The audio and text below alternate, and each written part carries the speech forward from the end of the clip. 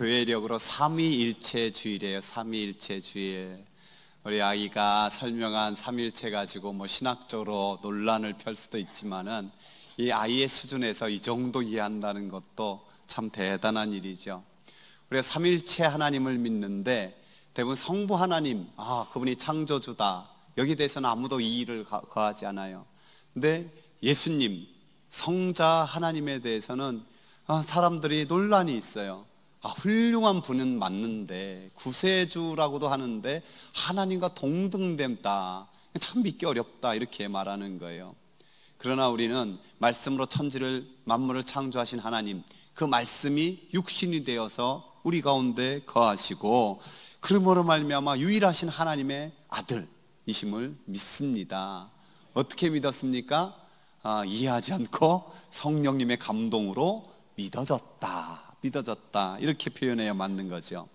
또한 성령 하나님에 대해서도 하나님 본질이라기보다는 자꾸 하나님의 능력으로 착각하는 사람들이 있어요. 그래서 자기 마음대로 성령님을 움직일 수 있듯이, 대표적인 설이 이단들의 교주들이 그러죠. 그래서 스스로를 보혜사라고도 하고 감람나무라고도 하는 것이 이단들의 특징입니다. 분명히 알아야 될 것은 성령님은 하나님의 능력이 아니라 능력으로 역사하시는 하나님이십니다. 이게 아주 작은 차이 같지만 엄청난 차이예요. 한번 따라서 해보시겠습니까? 성령님은 하나님의 능력이 아니라 능력으로 역사하시는 하나님이십니다.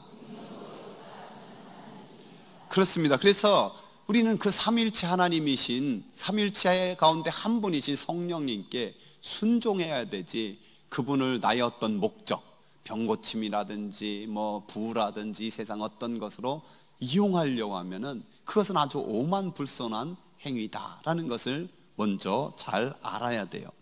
저는 오늘까지 성령님에 대해서 가장 본질적인, 가장 기본적인 세 가지, 이 사역을 좀 잘 우리가 이해하고 우리 평생 붙들길 원하는 마음으로 하나님 말씀을 전하고 있습니다. 그 첫 번째가 뭡니까? 성령 하나님을 우리로 믿어지게 한다. 그래서 하나님이 반드시 계신 것, 그분을 우리가 아버지라 부르고 또 성자 하나님을 주님이라 부르게 하는 것, 바로 성령님. 또한 성령 하나님은 하나님의 말씀이 깨달아지고 생각나게 하고 그 기록된 로고스의 말씀이 내 안에서 살아 역사하는 레마의 말씀으로 믿어지게 하십니다. 무엇보다도 하나님이 나를 사랑하십니다. 고백해 봅시다. 하나님께서 나를 사랑하십니다. 이 위대한 엄청난 진리가 믿어지게 하는 것, 성령님이세요. 또한 성령님은 예수님을 믿어지게 할 뿐만 아니라 닮게 하신다. 내 안에서 죄를 깨닫게 하시고 때로는 그걸 책망하시고 탄식하시며 기도하셔서 회개케 하시고 또 내 안에 성령의 열매를 맺게 하여 주셔서 예수님을 닮아가게 하신다. 그래서 저와 여러분이 소원이 예수님이 생각나는 사람 되는 것, 이것이 우리의 궁극적 소원 아닙니까? 우리 옆 사람 한 번 더 축복합시다. 당신을 보니 예수님이 생각납니다. 아멘. 그리고 예수님을 믿게 하시고 닮게 하시고 또한 주님을 전하게 하시는 분이 성령님이에요. 그러니까 성령 하나님은 우리로 하나님을 믿게 하시고 주님을 닮게 하고 또 복음을 증거하게 하시는, 예수님을 전하게 하시는 성령 하나님. 제가 구원에 큰 확신을 가지니까, 하나님을 믿게 되니까 참으로 천국과 지옥이 반드시 있는 것도 확하게 믿어지게 되고 또 하나님 자녀 됐다라는 그 황홀한 기쁨이 얼마나 컸는지 몰라요. 여기 대부분 구원의 그 감격이 있었을 때 그 큰 기쁨을 다 경험했을 거예요. 근데 그런 큰 기쁨과 함께 동시에 큰 걱정거리가 생기더라고요. 무슨 걱정이냐? 나는 이렇게 하나님을 믿고 이제 천국 갈 수 있는 하나님 자녀가 되었는데 아직 하나님을 믿지 못하는 우리 부모님과 형제들은 어떻게 할까? 그분들이 너무너무 불쌍한 거예요. 왜? 이 땅에서 수고와 슬픔, 고통은 너무너무 많은데 참으로 하나님을 못 믿는다니 너무너무 안 된 거잖아요. 그래서 얼마나 눈물을 흘리며 기도했는지 몰라요. 오늘날 우리가 구원에 큰 확신이 있다는 것은 바로 이러한 근심, 사도 바울이 이거는 건강한 근심이라고 했어요. 이런 근심이 있는 것이 정상인 거예요. 정상. 저는 이 성령 하나님에 대해서 다락방 강화, 요한복음 14장, 15장, 16장 중심으로 설교를 하는데요, 14장을 통해서 성령님은 믿게 하시는 분, 16장을 통해서 예수님을 닮게 하시는 분, 가운데 15장에 성령님에 대해서 예수님이 어떻게 소개했느냐 이렇게 말씀하고 있어요. 함께 읽어봅시다. 내가 아버지께로부터 너희에게 보낼 보혜사 곧 아버지께로부터 나오시는 진리의 성령이 오실 때 그가 나를 증언하실 것이요 너희도 처음부터 나와 함께 있었으므로 증언하느니라. 아멘. 성령님께서 예수님에 대해 증언하시고 그 증언이 또 나를 통해서 나타나게 하시는 일을 성령 하나님이 하신다라고 주님께서 가르쳐 주셨어요. 그러면 우리가 어떻게 증인되어야 될까요? 오늘 읽은 초대교회의 모습이 우리에게 증언되는 모습을 가장 모델로 잘 보여주는 말씀입니다. 우리가 말로써 복음의 증인이 되어야 된다라는 거죠. 사도 베드로가를 비롯해서 많은 선지자들이 사도들과 그 제자들이 간절히 기도하여 성령 충만함을 입게 되니까 사람들이 어떻게 했습니까? 야, 저것들 봐라, 웃긴다. 대낮부터 술 취해가지고 저게 뭐냐? 그럴 때 사도 베드로가 벌떡 일어나 우리는 술 취한 게 아니다. 그러면서 요엘서 말씀을 통해서 하나님께서 약속하신 성령으로 충만하게 됐음을 증명해요. 그리고 결론적으로 이렇게 강력하게 선포해요. 너희가 십자가에 못 박은 이 예수를 하나님께서 주와 그리스도가 되게 하셨느니라. 그래서 그들이 가슴을 치면서 형제들아 그러면은 우리가 어찌할 거라고 묻습니다. 그래서 베드로가 담대하게 오늘 이렇게 복음을 전해요. 너희가 회개하여 각각 예수 그리스도의 이름으로 세례를 받고 죄사함을 받으라. 그리하면 성령의 선물을 받으리니 이 약속은 너희와 너희 자녀와 모든 먼데 사람 곧 주 우리 하나님이 얼마든지 부르시는 자들에게 하신 것이라. 여러분, 예수님의 세례 요한이 주의 길을 준비하면서 첫 번째 외친 메시지가 뭐예요? 회개하라, 천국이 가까웠다. 예수님이 첫 번째 메시지 뭐예요? 똑같죠? 회개하라, 천국이 가까웠다. 베드로가 성령 충만함을 받고 어찌할꼬 하는 사람들에게 너희가 회개하여 예수 그리스도를 믿으면 성령님으로 선물을 받고, 이것은 모든 인류에게, 가까운 사람이나 먼데 사람이나 모든 인류에게 하나님께서 동일하게 약속하신 것임을 선포하고 있습니다. 여러분, 그래서 이 베드로에게 사람들이 처음에는 저가 학문이 없는 범인으로 알았다, 무식한 사람으로 알았는데 저렇게 술술술술 말하고 확진 있게 말하고 깜짝 놀라잖아요. 우리가 내 지혜와 지식으로 복음을 전하려 하면은 몇몇 안 되는 질문에도 탁 막힐 때가 많이 있어요. 그러나 성령님을 진심으로 의지하여서 복음을 전하면요, 하나님 말씀 전하면요, 놀라운 은혜의 역사가 있어요. 예수님께서 공생애 때 제자들에게 그런 훈련을 시켰잖아요. 너희들이 가서 복음을 전해봐라. 그런데 안타까웠어요. 왜냐하면 양을 이리 가운데 보내는 것 같아서, 뱀처럼 지혜롭고 비둘기처럼 순결하라고 말씀하시면서, 그럼에도 불구하고 그들에게 담대할 것을, 왜냐하면 그들 속에서 말씀하시는 이가 있기 때문에. 그래서 이렇게 말씀하셨잖아요. 함께 읽어봅시다. 어떻게 또는 무엇을 말할까 염려하지 말라. 그때 너희에게 할 말을 주시리니 말하는 이는 너희가 아니라 너희 속에서 말씀하시는 이 곧 너희 아버지의 성령이시니라. 성령이.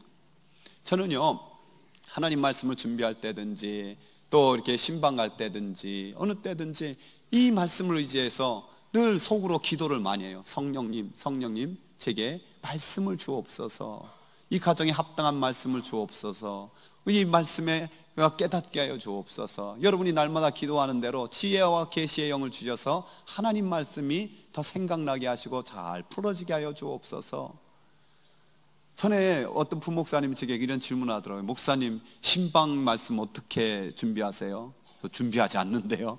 그게 무슨 말씀이세요? 물론 어떤 꼭 목적이 분명한 데는 미리 기도하고 준비하기도 하는데, 신방을 전에 10집 이렇게 다니고 이럴 때는 그 일일이 준비하기보다도 가서 이야기하고 그 마음으로 기도하면 하나님께서 그 가정에 맞는 말씀을 제게 떠오르게 하시고 그 말씀을 전하게 하십니다.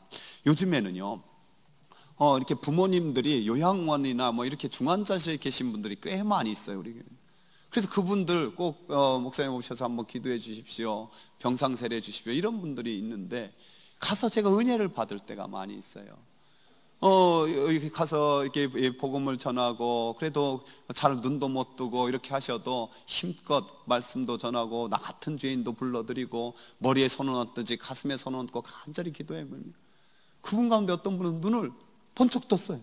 그리고 눈물을 쫙 양쪽으로 그냥 흘리고, 그리고 몇 시간 있다가 돌아가시고, 어떤 분들은 아주 편안하게 그 얼굴 표정이 바뀌기도 하고. 그래서 그런 분들 보면은 전에 교회 다니다가 못 다니시는 분도 있지만요, 자녀가 그 부모를 위해서 간절히 기도한 분들 또 있고요, 또한 자녀가 평소에 그 부모님께 복음을 그래도 전하는 거예요.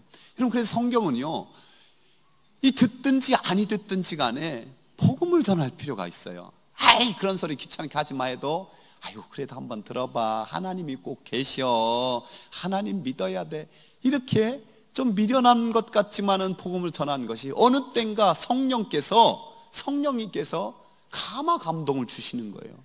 그래서 여러분, 십자가 옆에 있는 강도가 어떻게 구원받았습니까? 그저 한마디 했잖아요. 주님 나라 임할 때 날 좀 기억해 달라고. 이런 거 한마디, 그 영혼이 비록 말은 못하고 표현 못해도, 주님 나를 불쌍히 여겨 주십시오, 주님 나를 용서해 주십시오, 주님 내게 은혜를 주십시오, 이 한마디에도 하나님께서는 불쌍히 여기시고 은혜 주시는 줄 믿습니다. 용서해 주시는 줄 믿습니다. 우리 한번 고백해 봅시다. 주님 나를 불쌍히 여겨 주세요. 주님 나를 용서해 주세요. 주님 내게 은혜를 주세요. 아멘.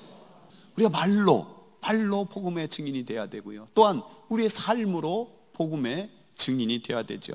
초대교회는 하나님의 놀라운 은혜를 경험하고 이렇게 성령의 충만함을 입으니 변화됐어요. 뭐가 변화된지 아세요?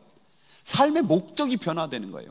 그동안은 재산 늘리는 것이 삶의 목적인 사람이 그 물질, 그 재산을 가지고 하나님 나라를 위해서 쓰는 거예요. 수단으로 바뀌어버리는 거예요, 목적이. 이제 목적이 하나님 나라와 하나님 나라 확장하는 것에 내 삶에 들여지는 것이 목적으로 변하는 거예요. 그래서 그 물질을 들여 서로 나누고 섬기는 모습을 오늘 우리가 읽었습니다. 다윗, 하나님 마음에 합한 자였잖아요. 이 목자에서 왕으로 하나님께 삼으셨어요. 얼마나 놀라운 이적입니까? 근데 그 과정 속에서는 온갖 고난과 온갖 힘든 역경이 얼마나 많았어요. 그 가운데 다윗이 가장 힘들었을 때 지은 시에서 그는 이렇게 선포하고 있어요. 함께 읽어볼까요? 너희는 여호와의 선하심을 맛보아할지어다. 그에게 피하는 자는 복이 있도다. 너희 성도들아 여호와를 경외하라. 그를 경외하는 자에게는 부족함이 없도다. 젊은 사자는 궁핍하여 줄일지라도 여호와를 찾는 자는 모든 좋은 것에 부족함이 없으리로다. 아멘. 인생에 맛보아할지어다. 특별히 하나님의 선하심을 맛보아할지어다. 여러분, 인생에 맛이 있거든요. 가장 쉽게 떠오르는 게 뭡니까? 입맛. 참 어떤 분은, 우리 여기 김동희 장로님 뭐든지 맛있게 드셔요. 맛있게 드셔요. 가끔 물어봐요. 안 맛있는 게 뭐 있습니까? 뭐 없대? 우리 장로님들 보면 참 잘 돼요. 안 맛있는 게 없는 게 얼마나 이게 복이에요. 근데 어떤 사람은 진수성찬 앞에서도 뷔페 가서도 애가 먹을 거 하나도 없네, 입맛이 없고 한만 단 것도 왜 이렇게 쓰다냐, 참 불행한 거죠. 여러분이 끝까지 건강하셔서 끝까지 입맛 있기를 축복합니다. 특별히요, 우리 모든 인간은 공통적으로 어떤 선한 일을 하면은 인생에 기쁜 맛이 있어요. 왜 그런지 아세요? 그래도 우리 사람은 하나님 형상대로 창조된 선하신 하나님의 DNA가 그 가운데 그래도 있기 때문에 선한 일을 하게 되면은 인생에 기쁜 맛이 있는 거예요. 그 모습을 보면서 하나님이 기뻐하시면서, 그래 맞아, 그게 내가 원하는 내 모습이야, 하나님도 미소 짓게 되거든요. 특별히 우리에게 있어서 그런데 가장 큰 선한 일이 뭐냐? 우리 예수 믿는 사람에게 가장 큰 선한 일은 예수님의 복음을 전하는 일인 줄 믿습니다. 왜요? 다른 건 우리 육신을 기쁘게 하고 우리 마음을 즐거움을 줄 수 있을지 모르지만은 복음이야말로 우리 영혼을 구원하는 일이잖아요. 할렐루야. 그래서 초대교회 성령 충만을 받아 물질로서 섬기고, 또 서로 성도들이 모여서 사랑과 선행을 격려하고, 또 이렇게 복음을 담대히 전하면서 사니까 어떤 역사가 나타납니까? 오늘 결론적으로 이렇게 말씀하죠. 하나님을 찬미하며 또 온 백성에게 칭송을 받으니 주께서 구원받는 사람을 날마다 더하게 하시니라. 저와 여러분을 통해서 구원받는 사람이 더해지기를 축원합니다. 우리 교회를 통해서 구원받는 사람이 더해지는 역사 있기를 축원합니다. 사도 베드로가 여러 가지 말로 복음을 확증해요. 그리고 그동안 주님과 함께 있었던 놀라운 역사, 또 주 그 예수 이름으로 표적과 기사가 나타나는 거예요. 그러면서 그가 결론적으로 이 패역한 세대에서 너희가 회개하고 구원을 받아라 선포하는 거예요. 그러자 놀랍게도 하루에 한 번에 3,000명이 회개하는 역사가 일어나요. 엄청난 역사죠. 너무 부러워요. 여러분, 어떻게 이것이 가능합니까? 사실 예수님께서 이 사도행전에서 시작에 그 승천하시기 전에 마지막 명령이 이거잖아요. 우리 잘 아는 말씀 함께 읽어봅시다. 오직 성령이 너희에게 임하시면 너희가 권능을 받고 예루살렘과 온 유대와 사마리아와 땅끝까지 이르러 내 증인이 되리라 하시니라. 아멘. 주의 약속을 믿고 간절히 기도한 사람들 성령의 권능을 받아 증인되었기 때문에, 놀라운 권능의 사람으로 변화됐기 때문에 그의 한 번 설교, 사실 베드로가 설교해서 그렇다고 보지 않아요. 거기 함께 성령의 충만을 받았던 몇 명 있었어요? 120명. 그들이 베드로 설교했을 때 놀고 있었을까요? 아니에요. 그들이 집중적으로 저 베드로의 설교에 이 심령들이 변화되게 하여 주십시오 하고 함께 강력한 중보기도가 있었지 않았겠습니까? 그러자 한 번에 3,000명이 변화되는 그 놀라운 역사가 임하는 거예요. 여러분, 오늘 또 우리가 같은 마음으로 이렇게 중보하고 하나님 앞에 나가고 이럴 때 함께 하나님은 역사를 일으킬 줄로 믿습니다. 근데요, 사도행전에 보면은 이 권능을 받아 증인이 되는데 그 권능의 종류가 두 가지가 있어요. 두 가지. 첫 번째 뭐냐? 오늘 본문에 나오는 예수 그리스도의 이름으로 표적과 기사가 나타나는 거예요. 3장에 넘어가면 나면서부터 걷지 못하는 자가 나오잖아요. 사도 베드로와 요한이 어떻게 선포해요? 은과 금은 내게 없거니와 내게 있는 것으로 내게 주노니 나사렛 예수의 그리스도의 이름으로 일어나 걸어라. 그거 벌떡 일어나 걸어가잖아요. 여러분, 권능 있게 복음이 전파된 거예요. 그래서 초대교회는 날마다 모일 때마다 뭘 기도했느냐? 이렇게 기도했어요. 함께 읽어볼까요? 손을 내밀어 병을 낫게 하옵시고 표적과 기사가 거룩한 종 예수의 이름으로 이루어지게 하옵소서. 여러분, 예수 그리스도는 어제나 오늘이나 동일한 줄 믿습니다. 예수 그리스도의 이름으로 오늘 또 표적과 기사가 일어나는 줄 믿습니다. 요즘 우리가 기적의 40일 하잖아요. 그걸 줄여서 기사, 여기 표적과 기사가의 기사예요. 어떤 분에게 기사하라 했더니 저 운전 못해서 기사 못하는데요. 운전 못해도 하나님 앞에 기도하면 표적과 기사가 나타나는 줄 믿습니다. 근데요, 또 하나의 권능이 있음을 알아야 돼요. 그것은 뭐냐면 십자가를 지는 권능이에요. 십자가의 길을 가는 권능이에요. 따라서 십자가를 지는 권능, 십자가의 길을 가는 권능. 사람들은 권능하면 병 고치고 귀신 내쫓고 어떤 기적이 일어나고 이것만 권능이라고 생각해요. 그러나 사도행전을 전체를 보면은 그보다 더 귀한 권능이 뭐냐? 십자가의 길을 가는 권능, 십자가를 지는 권능이에요. 그게 뭡니까?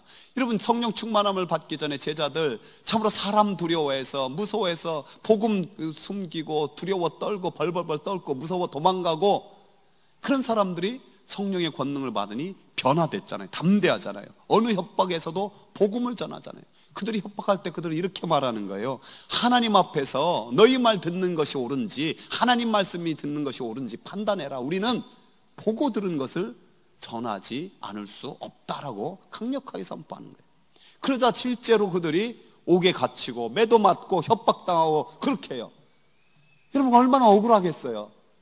정말 최고로 선한 일을 하다 그러는데, 그런데 그렇게 협박당하고 위협당하고 했을 때 그들의 반응이 뭐냐? 우리 함께 읽어볼까요? 사도들이 그 이름을 위하여 능욕받는 일에 합당한 자로 여기심을 기뻐하면서 공회 앞을 떠나니라. 그들이 날마다 성전에 있든지 집에 있든지 예수는 그리스도라고 가르치기와 전도하기를 그치지 아니하니라. 그들은 오히려 능욕받는 자로 합당하게 내가 선택받았음을 내가 그 십자가를 질 수 있음을, 내가 그 십자가의 길을 갈 수 있음을 기뻐했다라고 기록하고 있습니다. 여러분, 사도 바울을 봐도요, 그의 사역 가운데 얼마나 병도 고치고 뭐 놀라운 이적들이 많이 일어났습니까? 그러나 동시에 그가 매도 맞고 그 파산의 위험 속에서, 또 동족의 위험 속에서 짐승과도 싸울 때도 있고, 그 많은 십자가의 길, 십자가를 지는 권능도 함께 있었던 거예요. 여러분, 우리나라에 많은 교단들 있잖아요. 교단들마다 신학적이나 신앙적 색깔이 조금씩 다르죠. 그런데 요 양쪽으로 치우쳐 있으면 알 수 있어요. 오순절 계통의 순복음이나 이런 데는 표적과 기사 쪽에 아주 치우쳐 있는 거예요. 그런가 하면 우리 장로교에 속하는 우리들은, 또 우리보다 더 보수라고 하는 데는 그거는 그냥 취급도 안 하고 십자가의 길, 십자가를 치는 것, 여기만 치우쳐 있는 거예요. 우리 통합측은 중간이라고 하잖아요. 항상 균형 땅을. 저는 이 두 가지의 권능, 예수 그리스도의 이름으로 오늘도 표적과 기사가 일어나고, 또 예수 그리스도의 권능을 가지고 십자가를 치고 또 십자가의 길도 가는, 이것이 잘 균형 있게 조화롭게 있기를 원합니다. 그것이 우리 교회나 우리 각자의 신앙이나 마찬가지로 말입니다. 제가 얼마 전에 남원이라는 도시에 가서 수요 예배를 참석했어요. 어떤 교회 가보면 계단마다 뭐 이렇게 글귀가 막 쓰여 있잖아요. 전도에 대한 글귀라든지 뭐 예배에 대한 글귀, 감사에 대한 글귀, 이런 게 막 쓰여 있는데, 그 교회도 여러 말이 쓰여 있는데 그 중에 한 말에 제가 아주 이렇게 은혜를 받았어요. 바로 이런 글인데요. 같이 한번 읽어볼까요? 전도, 마음이 있으면 길이 보이고 마음이 없으면 핑계거리가 보인다. 제가 이 계단에 잠깐 서서 저걸 다시 봤어요. 좀 부끄럽기도 하고 찔리기도 하고, 즉 내 속마음을 어떻게 이렇게 잘 알았지? 이런 생각이 들었어요. 근데 전도만 그런 게 아니라 인생에 다 그렇잖아요. 학생들 같은 게 공부, 진짜 마음이 있으면 길이 보이고 마음이 없으면 자꾸 핑계거리가. 일도 그래요. 일하기 일 진짜 좋아하면은 길이 보이고, 싫으면 자꾸 핑계거리가 보이고. 사랑도 마찬가지예요. 하나님 사랑이나 사람 사랑이나 참으로 마음이 있으면 길이 보이고 마음이 없으면 핑계거리 보여요. 부모님께 효도하는 것도 그렇잖아요.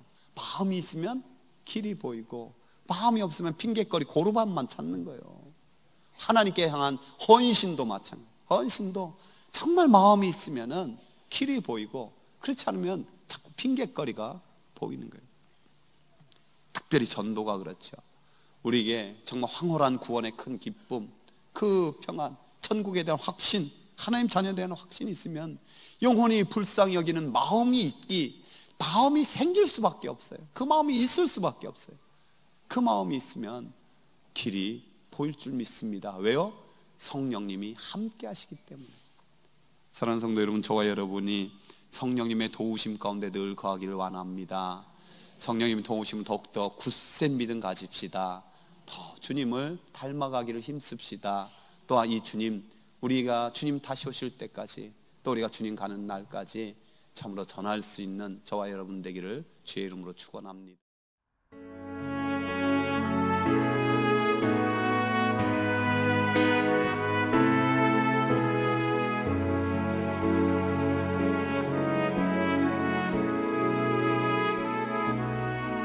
주님 앞에서